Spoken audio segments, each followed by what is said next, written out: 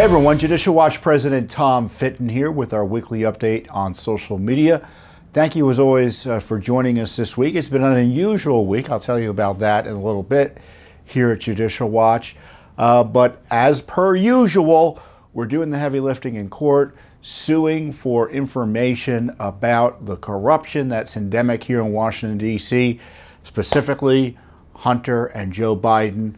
Plus, we have new information about the Trump raid and the DOJ cover-up of it. But first up, I want to update you on the Durham investigation. John Durham, who's the special counsel appointed to investigate, we were told, the whole Russia abuse of President Trump, the spying and misdeeds that the Obama administration, followed by the deep state, abused Trump with in an effort to essentially end his presidency early. And talk about sedition. That was sedition to the extreme. The John Durham investigation has been going on for 3.5 years. There's been 3 prosecutions. The first prosecution was of a FBI lawyer who changed evidence as part of the FISA warrant process that you've heard about. He pled guilty. It was handed to Durham on a silver platter by the Department of Justice Inspector General, meaning that the Inspector General had uncovered the misconduct, and it took Durham, I think, 2 years plus to figure out or to get this case resolved with a plea deal that resulted in no jail time for this FBI lawyer who abused his authority to target President Trump and other innocent Americans. So not an auspicious start to the Durham effort. Secondly, he had a subsequent investigation / prosecution of Mr. Sussman. Sussman was Hillary Clinton's campaign lawyer, one of the top 2, who went to the FBI with false information about President Trump, and I think there were computers in Trump Tower, and they were trying to make the argument that we're somehow connected to the Russians. And it was all garbage. But on top of that, he said, well, I'm just here because I'm a citizen, it was alleged. And when in fact he was there on behalf of the Clinton campaign, Durham alleged. And that's why he prosecuted Mr. Sussman for misleading the poor FBI, who had no idea where he was coming from. In fact, it was pretty obvious where he was coming from, and that's the problem Durham ran into, and the jury acquitted the guy. So you have a plea deal that results in a slap on the wrist. You have an acquittal, and now you have the third trial or third prosecution that's going on. Supposedly it's the end-all and be-all of the Durham investigation, meaning there's going to be no more prosecutions. All we're going to get is a report. And this prosecution is of Igor Danchenko. Mr. Danchenko was the subsource for the Steele dossier, meaning that Christopher Steele, who worked for the Clinton campaign, had Danchenko write some of this material that he just made up about President Trump, or then candidate Trump. And it was obvious in this dossier that it was made up. It looked ridiculous. It looked fanciful. It looked unbelievable. And sure enough, the FBI, which was more than happy to target Trump at the behest of the Clinton operation, couldn't even back it up. But of course, they went to the FISA warrant. They went with these FISA warrants to the FISA courts and told them they had a good reason to spy on the Trump team based on this dossier that they knew at the time was false. So who does Durham prosecute? Does he prosecute anyone in the FBI? Does he prosecute senior FBI officials? Does he prosecute anyone in the White House who also knew this information was lacking, yet continued to abuse the Justice Department and the FBI to harass not only candidate Trump and then the incoming president? No! He went after one of Steele's operatives, Danchenko, who the FBI knew at the time, or suspected at the time, was an operative for the Russia intelligence. So this, I want to take a step back here. So Hillary had Christopher Steele, who was a foreign retired spy, dig up dirt on Trump, and they were paying Steele, who then paid Danchenko, to make up this garbage about Trump that was used to try to spy on and destroy him. So Danchenko allegedly misled the FBI and lied to the FBI about the work he did on the dossier. Now, again, the FBI already knew it was bunk, the dossier, and even though they didn't necessarily believe Danchenko, they kept on using him. And according to the revelations in this trial, the FBI actually paid Danchenko in 2017. So Steele, the Clinton campaign, paid him in 2016 during the campaign. In 2017, I think upwards of 2 or 3 years, they kept on paying him $200,000. So they continued the Clinton campaign operation against the sitting president with a person they thought to be, and had every reason to be, disreputable and dishonest and making sugar up as he went along. So that was an interesting revelation. The other interesting revelation, 3 years too late, is that the FBI, after they had fired Christopher Steele, now Judicial Watch, to take another step back, has really uncovered much of what we know about what went on at that time. We uncovered the FISA warrants. We got, for the first time in history, copies of FISA warrants, the corrupt warrants that were used to spy on Trump. We uncovered information about the details of the relationship between the FBI and Steele, Christopher Steele, who concurrently with working with the Clinton campaign was being paid by the FBI. Of the 13 times that he met with the FBI during the campaign, the FBI paid him 11 of those times. And then we uncovered that they were unhappy with him, the FBI was, because he was leaking what was going on. And what did they do? They went back and they tried to hire him again and offered him a substantial amount of money. And according to testimony elucidated from his FBI handler, or one of his FBI contacts, Mr. Auten, they offered him up to $1 million to dig up dirt on Trump and his team. And incredibly, the FBI didn't pay him because Steele had nothing to offer them. He had nothing to substantiate the dossier. He had nothing extra to give to them to substantiate the allegations that, which were outrageously false, that Trump was an agent of Russia. And yet the FBI continued to use Steele's material to persuade a court or courts to have these unprecedented FISA warrants targeting the Trump team. So does that sound pretty outrageous to you? It sounds outrageous to me. Now, of course, we already knew they had offered money to Steele again just before the election, up to $1 million. We didn't know the number. Of course, we're only finding out the number 3 years after the fact. We knew they offered him a lot of money. I mean, why did Durham take so long? It's really inexcusable. And we're also finding out that another handler of Danchenko told Danchenko to delete information from his phone about his contacts with Steele and his contacts with the FBI, meaning delete evidence.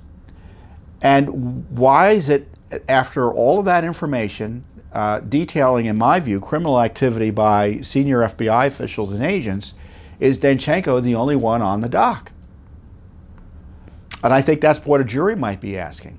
And it's very interesting to me that Durham seems to be putting the FBI on trial here as much as Danchenko, and I don't know how a jury's going to handle that. We'll know soon, because probably by the time you see this video, maybe not today, but if you're seeing it again next week, we'll have a verdict in. And then we're going to be waiting for a report. And everyone's excited about the Durham report. Well, I'd be interested to know what he came up with, because a lot of what he's doing is following on Judicial Watch's work. He was hired 3.5 years ago, 3 prosecutions, one which was a wash in my view, one which was a failure, and the other, in my view, just scratched the surface. This one now. We've gotten some information from Durham in the meantime, which is important, but further highlights Durham's failures. So, for instance, in the Sussman investigation, and during that trial, we found out that they were spying on Trump likely using Defense Department resources. Judicial Watch uncovered that as well through our FOIA work. So why isn't anyone on the dock for that other than Sussman? Has Hillary been questioned by Durham before a grand jury?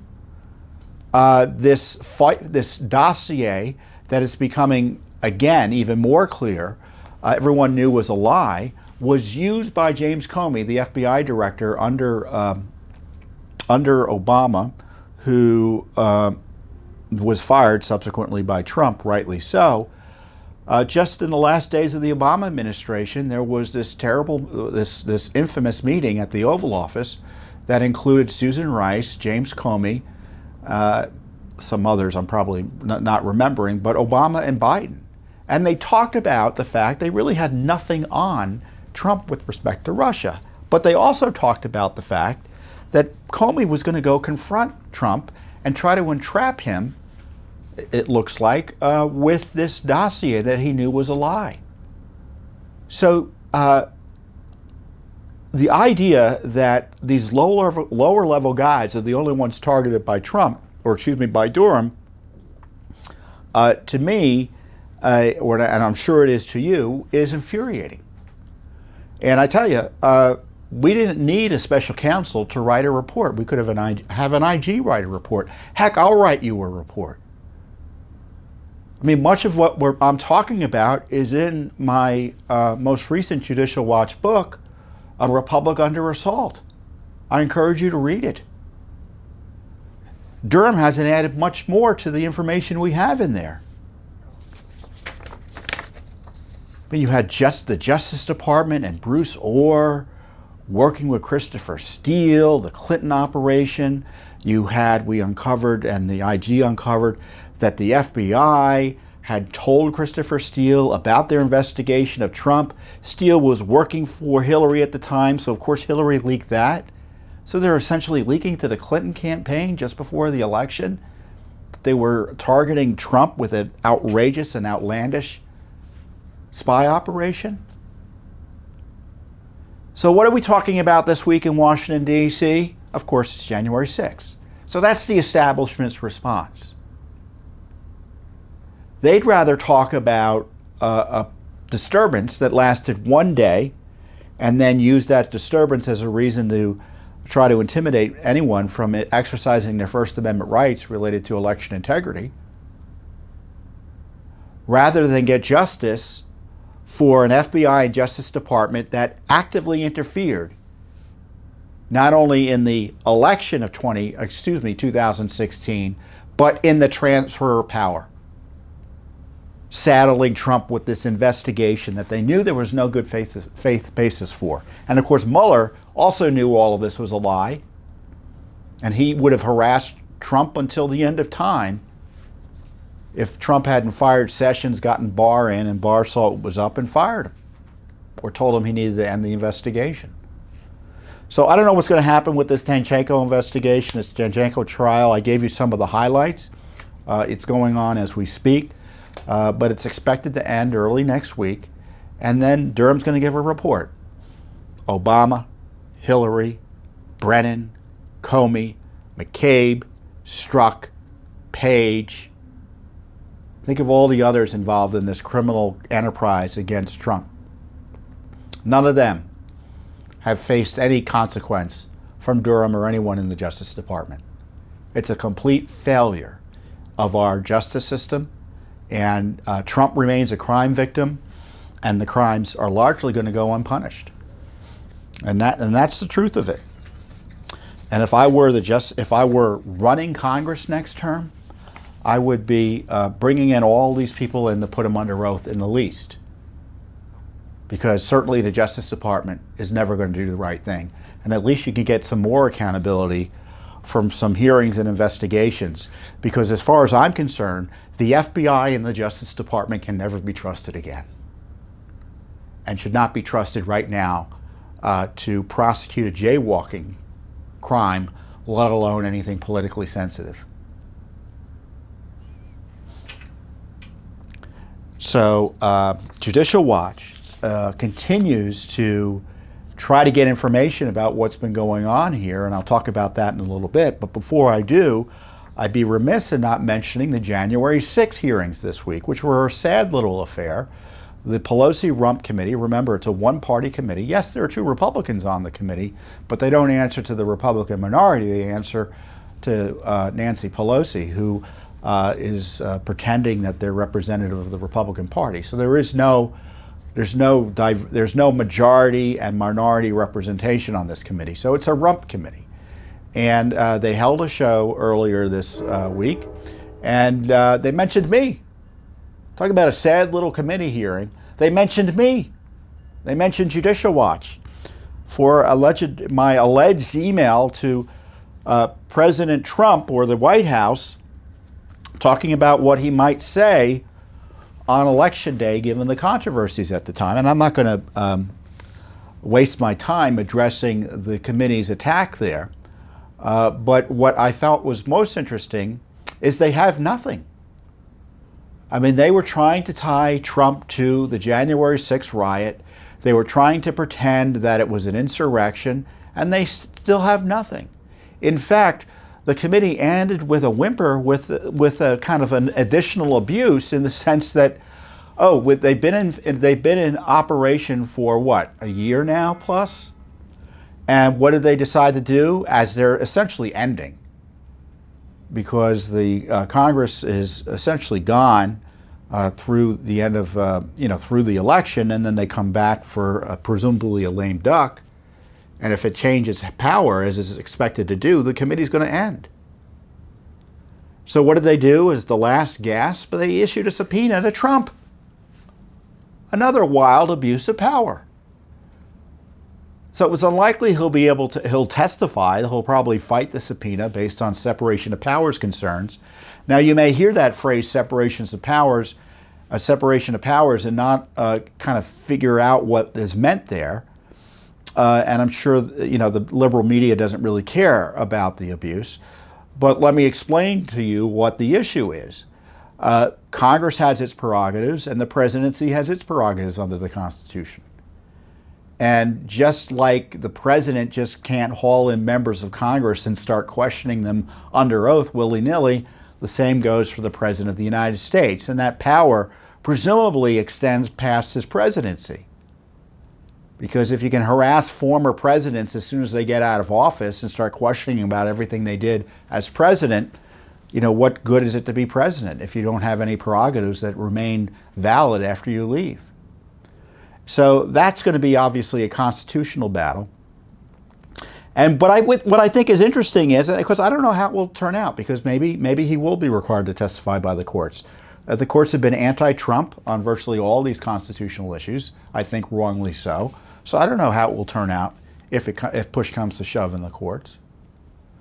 But if that's the new rule, I think it will be very interesting for Republicans, if they so choose, and I would so choose, to issue a subpoena to Barack Obama.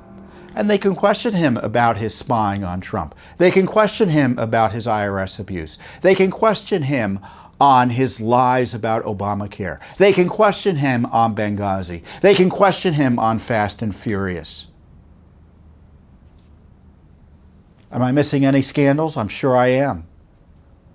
Solyndra, other things like that. What has he been doing recently? All bets are off now. Maybe we can bring in Bill Clinton and question him on his corruption from his presidency. But, that's the abuse of power that is now. Is that the new rule? Is it new rules in the House? You just call in anyone you don't like? Evidently, that's true. And the question for Republicans, if they take over, are they going to punish those who abuse power, or are they just going to exercise the power that's been previously abused and say, well, this is the new rule? Now, the least I would do if I were the Speaker, I would deny the members on that committee any access to any committees in the next Congress.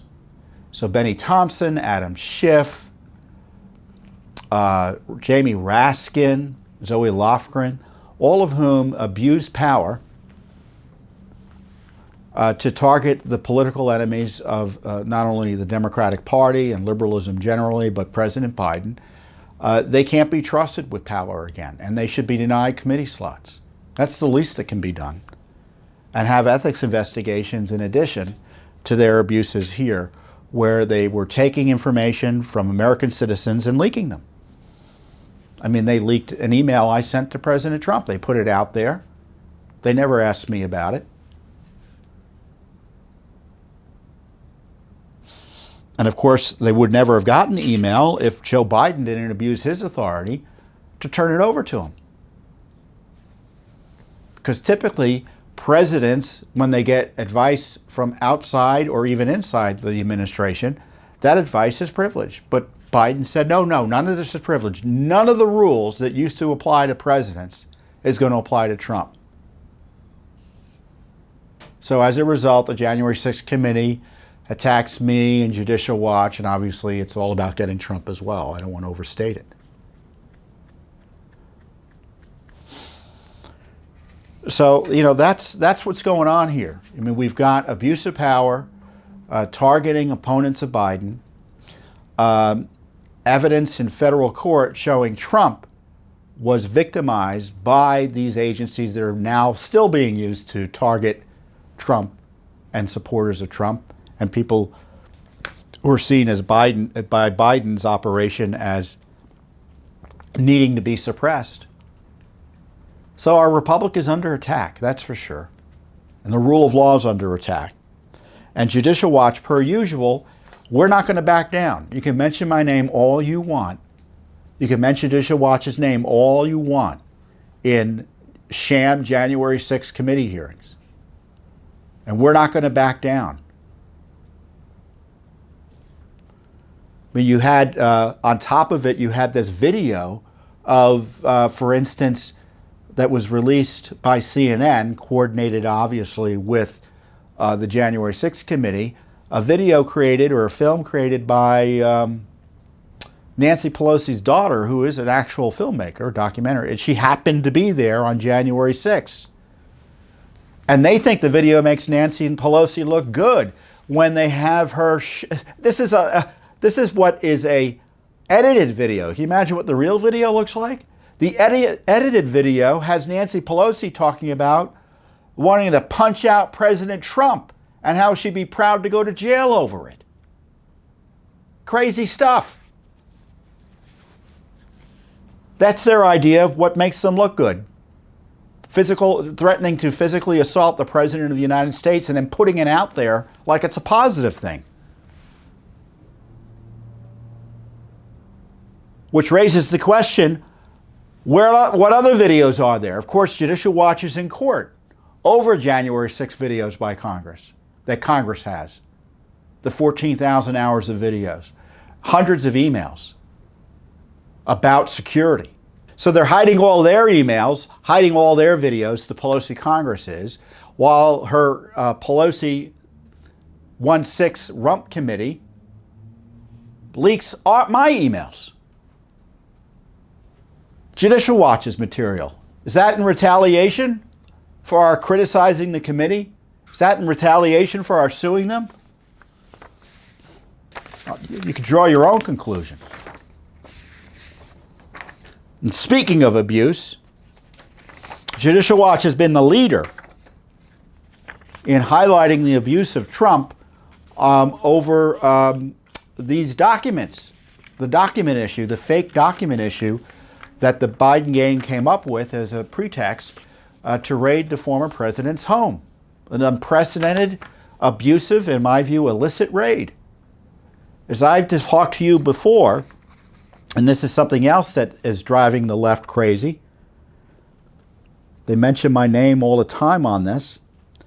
That Judicial Watch had sued for similar records that Bill Clinton supposedly had. He had kept tapes where there were tapes related to his presidency where he was being recorded talking to foreign leaders, inherently classified stuff. We thought, well, the Presidential Records Act applies to that. And we sued. And the Justice Department, the same gang running the National Archives, said no. We can't get them. Not only can't Judicial Watch get them, but we can't even get them. The Justice Department lawyer went and told the court in open court, I had the transcript, I read it. The president has these records after he leaves office. They're presumably personal. And so when this noise started happening earlier this year about these records, these so-called presidential records, Trump was persuaded to return. I thought, what's going on here? These aren't presidential records. They're personal records. Why did the Justice Department change their position? Why were they ignoring law? Why were they ignoring precedent? The court told us no one can second guess the president's decision making here. So they set Trump up and persuaded him to return documents, convinced his lawyers that to call them presidential records when in fact at best they were personal records he was voluntarily disclosing to them, and then used that as a justification to raid his home. Outrageous abuse of power. And they're still messing around and thinking of indicting him for supposedly having classified records, which were inherently unclassified by the virtue of the fact he was in possession of them. And why is that? Why am I making that analysis? Because I'm following what the Justice Department position had been as it relates to these types of records. So new rules for Trump again, right? And as soon as the raid happened, we rushed the court to try to unseal the warrant. We were successful there. And of course, we've been suing to try to get access to records about the raid and the dispute generally. And one of the first agencies we sued was the National Archives, which lied, in my view, to President Trump by saying he had presidential records that needed to be returned. Under this court decision and precedent and law that I'm telling you, and Justice Department's prior position, they had no right to demand the requests, to demand these records. They weren't presidential records. They were deemed personal in virtue of him having them, or his having them, I think is the proper grammar. So we sued the archives for this fake dispute they made up with the president. And you know what they did? They started releasing records to us. And typically what happens is when the agencies start releasing records, they pretend, we can only look at 500 pages a month. It's just too hard. Or, a select portion of the records, and, it's going to take us, several months, if not years, to get through them all. So sure enough, the first batch of records we received in response to our lawsuit were about 1,500 records in total. And you know how many they gave us in whole or in part? Less than 1% of that.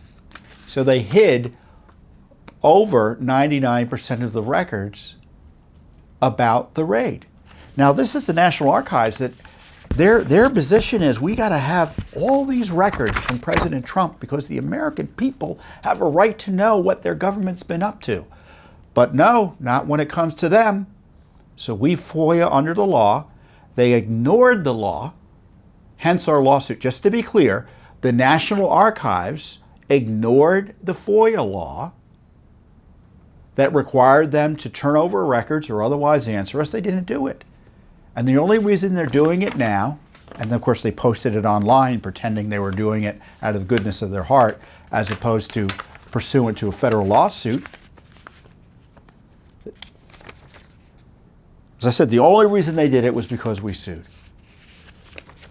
So when they talk about transparency and how, no one can hide records, no one's above the law, they're hiding records right now. And you can bet the FBI is going to raid the National Archives. And you can bet the FBI is going to raid itself. Because we got lawsuits against the FBI and DOJ. They gave us only 65 pages out of the 1,600 pages they had turned over, more or less. We wanted all records regarding referral from NARA, the National Archives and Records Administration, to the Department of Justice regarding the records management procedures of former President Trump. The request includes all related records of communications between any official or employee of the archives or any official or employee of the Department of Justice or any other branch, department, agency, or office of the federal government. Like the White House. All records regarding the retrieval of records from President Trump or any individual or entity acting on his behalf by the National Archives and the Records Administration. This request includes related records of communications between any official or employee of NARA and President Trump or any individual or entity acting on his behalf. So not a lot of records, right, in theory. So what are they hiding? They're hiding virtually all of them. In response to the first batch, they found 309 pages, but only released 11 pages. So that was, there were 309 pages, at least initially, of records of communications with the Justice Department. Only 11 of them have been released to us. In the second batch, essentially the communications with President Trump and his team, they found 1,300 pages, but only released 54 of those pages to us. Now, what did they release to us? We put them online. We have a link in our press release. I don't know, they're on our site, or did we link to the archive site? I don't remember. They released a few pages of correspondence with Congress, much of which has been released before, and a new email with President Trump's representatives in which the archives asserted alleged authority over records in Trump's personal possession. So when we say alleged authority over records in Trump's personal possession, what I mean to say, if I were writing this and just personally, they lied to Trump about records in Trump's personal possession. They suggested to Trump they weren't his when in fact they were. And if I were Trump to this day, I would say to the courts, and his team hasn't said this as directly as they should have, I think, I would say all those records are mine and I want them all back. Because under the law, I get to choose what are presidential records and what are personal records. And under the prior Justice Department decision, I really don't have to do anything other than take them with me. And if they're with me here, they're personal records. That was the Justice Department's position for Bill Clinton, and they just can't lie to you and suggest I did something wrong here. I want the records back. Now, what is the archives? What is the Biden archives saying? Why can't we get these records? So let me explain FOIA to you. The Freedom of Information Act requires agencies of the government to turn documents over about certain government activities. And obviously there are national security exceptions. Sometimes they don't even have to acknowledge that there's a certain government activity. For instance, if, it's too secret to even to say, no, it doesn't exist, because that would tell the bad guys something. But typically, let's say, let's talk about the raid. They have to turn over records about the raid. Now, do they have to turn over all records? No. There's records that they can withhold in whole or in part, citing certain exemptions in law. And some of the exemptions are pretty easy to understand. Like, I'm not going to be able to ask for President Trump's Social Security number. That's privacy protected material. Other claims tend to be pretty broad in scope and in the eye of the beholder. For instance, deliberative process material, which is the sort of pre-decisional material, which is really very interesting to people, isn't it? I want the back and forth prior to a decision, and they usually try to withhold that. There's nothing requiring them to withhold it, like Social Security numbers, but they often withhold that because that's where all the juice is. Other records exemptions here are, again, B5, which is this internal deliberation process, which is completely discretionary. Completely discretionary, they're withholding these records. B6, which is personal privacy. Now that can be something about Social Security numbers, but it also could say, they could also be pretending to be concerned about President Trump's privacy, as if that's a legitimate concern at this point. B7A records compiled for law enforcement purposes. B7C, which are similar law enforcement records that relates to someone's personal privacy. So if they get records, let's say they dig through your bank records, they can't turn those over. And B7E, again, is law enforcement. So there's a bunch of records being held under deliberative process. Law enforcement is tough to get around because, you know, there is a law enforcement investigation going on, however corrupted. So they're hiding a bunch of records, many of which that in their discretion, even under the law enforcement exemption, they can release. So that's where we stand on Joe Biden's raid on Trump's home.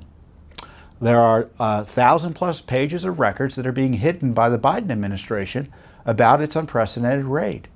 In the meantime, they're leaking information about what they found, about what Trump did. I think the Washington Post had a story out of the Justice Department, again, leaked to try to smear him, that they were concerned because he was moving boxes around his house. So now, according to the Justice Department, moving boxes around your home is evidence of a crime. That's where we are with this crazed Justice Department. That while protecting Joe Biden and Hunter Biden, as I will describe and have previously described, they are harassing Trump in ways that I think, if it weren't so outrageous, would cause sensible people and sensible prosecutors to laugh out the outrageousness of it. And so Judicial Watch, as we said in our release, is not going to give up here. The Biden administration is in cover-up mode on its abusive and unprecedented raid of former President Trump's home. The archives pretends to be concerned about public access to public information, while unlawfully ignoring FOIA law and using a myriad of excuses to hide records about its manufactured dispute over the Trump records. So they're all liars when they say they're concerned about transparency. They're enemies of transparency. How do we know? Because we're suing them in court over it. So as I've previously observed, on the one hand, you have this outrageous abuse of President Trump. And on the other hand, you have this protection racket for the Biden family racketeering operation. So it's a racket in protection of a racket. And Judicial Watch has been investigating the Biden family corruption issues like no one else has. Well, frankly, I don't think anyone else really is that you can rely upon. And so we have obvious FOIAs out there that have also already produced results. But we also are always sending out additional FOIAs and preparing for additional lawsuits. And most recently, we just sued for records of possible FBI obstruction of the Hunter Biden / Joe Biden investigation that should have been underway years ago. But as I've talked to you about at the last update, I think, has been slowed and obstructed by the Justice Department and the FBI. The long and short of it is they know Hunter committed crimes, but they don't want to prosecute him for obvious political reasons, namely Joe. You know, and I often complain about Congress not doing their job, but I have to hand it to Chuck Grassley, who's always been an intrepid investigator, he and his staff, and Ron Johnson, senator from Wisconsin, who's been doing good work on this too. They've been riding herd as best as they've been able to on the Justice Department and the FBI, and they've had whistleblowers come to them who've exposed the corruption behind the obstruction of the Biden investigation. We've been talking about how they had the Hunter Biden laptop since at least December of 2019 and sat on it. And these whistleblowers came forward and said that you had top FBI officials, including this gentleman, Mr. Auten, A-U-T-E-N, go in there and try to bury the Hunter Biden information with a fake analysis suggesting that there was no there. And as a result, it was largely shut down just prior to the 2020 election. So more, if true, alleged FBI election interference. So this is what Grassley wrote to Garland and Wray in July about this scandal. I talked about these whistleblowers, and he said, the information provided to my office by these whistleblowers involves concerns about the FBI's receipt and use of derogatory information related to Hunter Biden and the FBI's false portrayal of acquired evidence as disinformation. The volume and consistency of these allegations substantiate their credibility and necessitate this letter. First, it has been alleged that the FBI developed information in 2020 about Hunter Biden's criminal, financial, and related activity. It is further alleged that in August 2020, FBI Supervisory Intelligence analyst Brian Auten, again, he just testified in the Durham investigation, the Durham trial, opened an assessment which was used by an FBI headquarters team to improperly discredit negative Hunter Biden information as disinformation and caused investigative activity to cease. Based on these allegations, verified and verifiable derogatory information on Hunter Biden, I would add Joe Biden, was falsely labeled as disinformation. The basis for how the FBI headquarters team selected specific information for inclusion in Auten's assessment is unknown. But in more than one instance, the focus of the FBI headquarters team's attention involved derogatory information about Hunter Biden. Accordingly, the allegations provided to my office appear to indicate that there was a scheme in place among certain FBI officials to undermine the derogatory information connected to Hunter Biden by falsely suggesting it was disinformation. Importantly, it's been alleged to my office that Auten's assessment was opened in August 2020, which is the same month that Senator Johnson and I received an unsolicited and unnecessary briefing from the FBI that purportedly related to our Biden investigations, and a briefing for which the contents were later leaked in order to paint the investigation in a false light.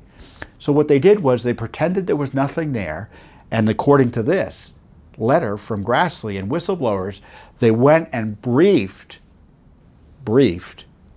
Senators Johnson and Grassley in a way as to suggest, there's really no legitimacy to any of these concerns, which was then quickly leaked by Democrats on the Hill.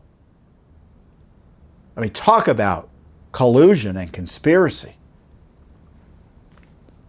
And then Senator Johnson followed up with another letter to not only Garland and Wray, but to the Inspector General of the Justice Department. Senator Grassley sent a letter to the Department of Justice and the FBI revealing information that may confirm what I've suspected for years. There was a scheme in place among certain FBI officials to undermine derogatory information connected to Hunter Biden by falsely suggesting it was disinformation.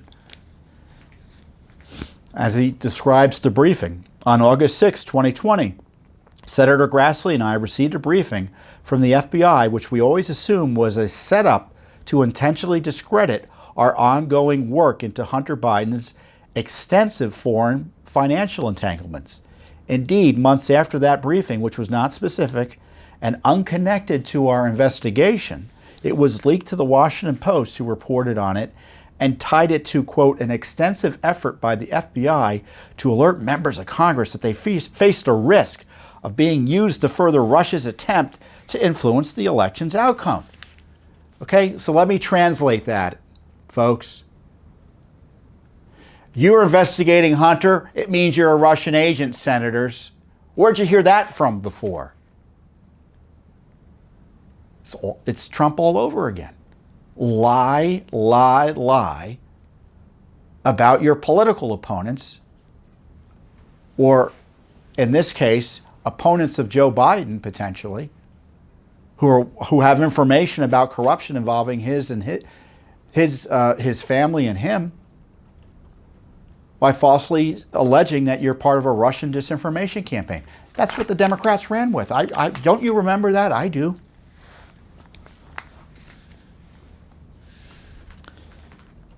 As Senator Johnson said, if these revelations are true, the whistleblowers blew the whistle on what was happening here. It would strongly suggest that the FBI's August 6, 2020 briefing was indeed a targeted effort to intentionally undermine a congressional investigation. So obstruction of Congress? The FBI being weaponized against two sitting chairmen of U.S. Senate committees with constitutional oversight responsibilities would be one of the greatest episodes of executive branch corruption in American history. So this is the way Washington works. You have this incredible evidence of government corruption, and no one wants to do anything about it but Judicial Watch. And what Judicial Watch did was we immediately started filing FOIAs to figure out what the heck happened here. We wanted all unclassified records, including emails, email chains, email attachments, notes, digital and or handwritten, briefings, data, documents, letters, evidence, assessments in the possession of the FBI, of the FBI's supervisory intelligence agents, analyst Brian Auten, concerning the August 6, 2020 briefing provided to the members of the U.S. Senate, specifically Johnson and Grassley. So we want Auten's records about this scam setup of a briefing designed to help Joe Biden just before the election by smearing senators as being Russian dupes per the standard operating procedures of that irredeemably corrupted FBI. I love this lawsuit. I mean, isn't it awful here in Washington that they spent, again, another day talking about trying to punish people for disputing an election, while in fact we had the FBI. The proof is from U.S. senators, FBI whistleblowers are coming forward by, I think there's at least 24 who've come forward now, that the Federal Bureau of Investigation and the Justice Department were actually trying to tamper with our elections. And it's only Judicial Watch that has done the lawsuit here?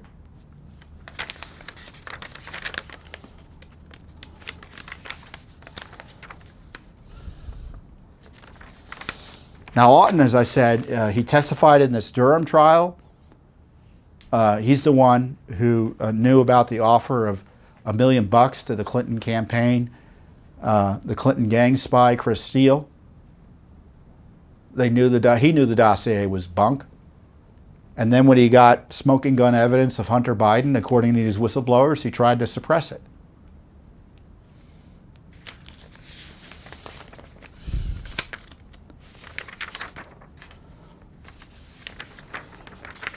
It's no coincidence that the FBI operatives implicated in improperly protecting Hunter and Joe Biden were also abusing President Trump. This is why Durham should be investigating the Biden, what I would call obstruction of justice by the FBI and Justice Department. Because you have to look at the motives. Why were they targeting Trump? Because they wanted to freeze the Justice Department from investigating Biden. They wanted to freeze the Justice Department from doing what was necessary to investigate Hillary Clinton. Motives, folks.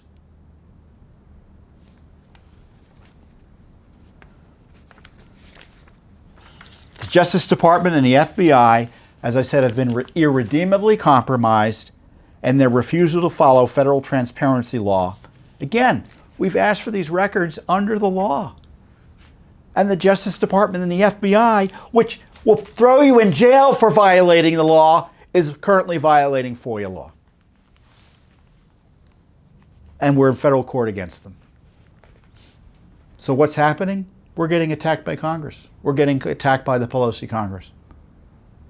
That's why they attack us, because we're truth tellers.